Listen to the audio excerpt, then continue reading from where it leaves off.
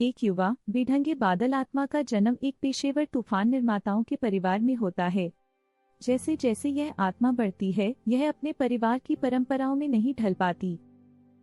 जबकि उसके भाई बहन बिजली और गरज पैदा करके तूफानों को नियंत्रित करने के विशेषज्ञ हैं, वह जो कुछ भी छूती है वह चमकीले रंग और चमक में बदल जाता है। यह उसकी अनोखी शक्ति है, लेकिन यह उसके परिवार के लिए दुख का कारण बनता है। परिवार के सदस्य उसकी बेवकूफियों से निराश हैं, क्योंकि वह अक्सर गंभीर मौसमी घटनाओं को पूरा करने में असफल रहती है।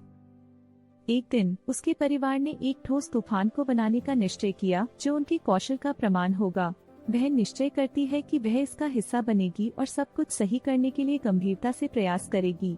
परंतु जैसे ही वह तूफान के केंद्र में पहुंचती है, उसकी छुआंत के कारण सब कुछ बदल जाता है।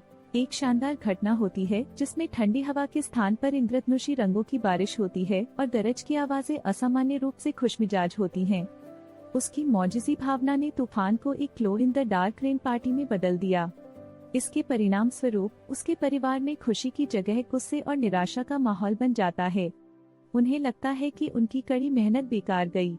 परिवार के अन्य सदस्य खुश नहीं होते हैं और उसे सतही दुनिया में भेजने का फैसला करते हैं। बाद में वह खुद को एक घनी, धुंधली और ग्रे रंग की शहर में पाती है, जहां हर तरफ उदासी और निराशा फैली हुई है। यह सब देखकर उसे बहुत बुरा लगता है। वह समझती है कि उसकी चमकीली शक्तियां यहाँ किसी काम की नहीं है और वह सोने के लिए एक जगह ढूंढती है। परंतु जैसे ही वह शहर के बाकी हिस्सों की खोज में निकलती है, उसे उन लोगों का सामना करना पड़ता है जो उसकी रंगीन रोशनी को देखकर आकर्षित होते हैं। बच्चे उसके चारों ओर इकट्ठा होते हैं, उनकी आंखों में चमक होती है। वह महसूस करती है कि उसकी शक्तियां वास्तव में दिलों में खुशी लाने का तरीका बन सकती हैं। वह धीरे धीरे शहर के चारों ओर घूमती है और जहां भी जाती है वहीं रंग और चमक फैलती है।